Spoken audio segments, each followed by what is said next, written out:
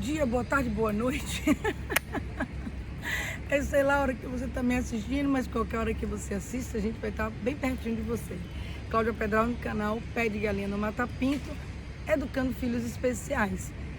Nós sentimos uma necessidade de trazer para vocês alguns conceitos sobre o que é deficiências de modo geral, transtornos, dificuldades, que é uma coisa que a gente percebe de que existe um nível de informação muito alto, sim, mas às vezes ele se perde diante dos sintomas.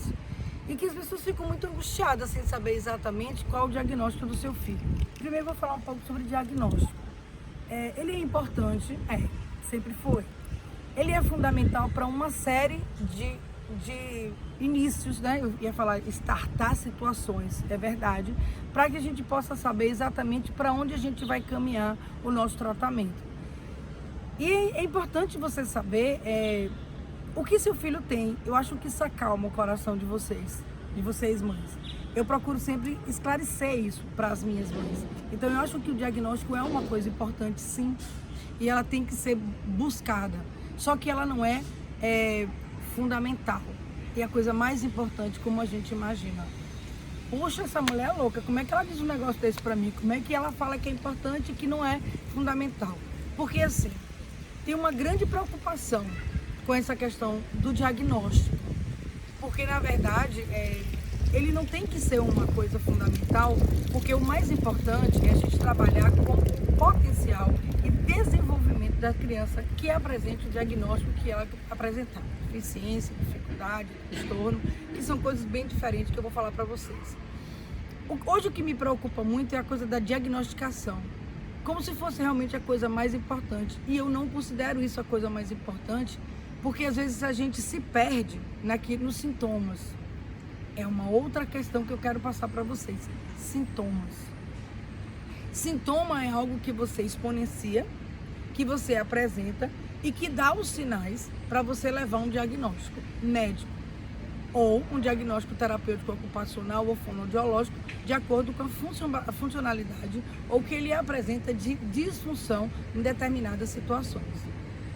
E a minha preocupação com esse diagnóstico é porque ele pode apresentar sintomas que podem ser chamados de comorbidades, que significam que são consequências de uma causa, mas que não necessariamente elas vão evidenciar um sintoma, um quadro como o do autismo. Vou dar um exemplo. Uma criança que apresenta uma perda auditiva e que não foi contactado sobre isso desde o início, ela não vai ter linguagem. Eu vou dar um exemplo bem claro para vocês entenderem o que eu estou falando. Ela não vai ter linguagem. Por que ela não vai ter linguagem? Porque ela não ouve. Ela é muda? Não. Ela não é muda porque ela está com tudo prontinho aqui. Daqui para trás, todo o aparelho fonoarticulatório dela está normal. Ela pode falar, mas ela não vai falar porque ela não ouve, ela não tem feedback, então ela não vai ter retorno. Como uma caixa de som. E aí, ela vai para um meio social sem essa linguagem. Não foi identificado, ninguém procurou saber se era auditivo, as pessoas não perceberam, foram se passando, porque infelizmente isso ainda acontece, e essa criança vem para o meio social. Com um ano mais ou menos, 1 ano e meio, ela está fazendo parte desse meio social. Mas ela não faz interação, e as pessoas começam a achar que essa criança tem algum problema. Hoje em dia, graças a Deus, tem o teste da orelhinha, mas não chega para todo mundo, gente. Não chega para o Brasil inteiro, não chega para as nossas cidades, não chega para o interior. Então essa criança vem para o meio social e ela vem sem falar. Inadvertidamente ela começa a ir para a escola e ela começa a se isolar. Ela isola e ela fica assustada, e cada dia que passa ela se isola mais ainda porque ela percebe que ela está no mundo que ela não sabe o que é, mas chama-se falante. Ela vê pessoas mexendo a boca, mas ela não tem retorno disso. Então ela não tem a menor noção do que está acontecendo. Ela só não consegue fazer essa troca, e como ela é um ser humano, que o cérebro dela está no meio ambiente, esperando os estímulos acontecerem e essa vivência acontecer, mas ela tem um impedimento, ela se fecha. Inadvertidamente ela pode ser chamada de autista. As pessoas vão dizer, mas ela tem todos os sintomas de autismo. Quais seriam os sintomas? Ela não fala, ela tem atraso de linguagem, ela é mutista, ela não faz troca, ela isola, ela parece que não ouve, ela não tem nenhuma troca dentro da escola, principalmente com a professora. Ela tem vários sintomas que levam ela a um quadro, de estar dentro de um quadro do transtorno do espectro do autismo. Complicou, né? Aí vai para uma especialista, vai para uma pessoa que de alguma forma está mais antenada, percebe que essa criança não dá um retorno efetivo, e aí a gente busca essa criança, faz um BERA, faz uma audiometria, faz de alguma forma uma busca dentro dessa sintomatologia, e a gente percebe que essa criança ela é surda. Qual o nível? Ainda temos que detectar se é coclear, se é na estrutura do ouvido, se ela é severa, se ela é moderada. Eu ainda vou ter que descobrir, inclusive para saber que tipo de prótese ela vai usar, qual o trabalho que vai ser desenvolvido com ela.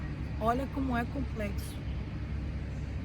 E aí ela sai inicialmente, inadvertidamente, com um TEA, transtorno do espectro do autismo, e passa a ser gerenciado um trabalho em autismo, fora que no coração de uma mãe carrega o peso de ter uma filha autista.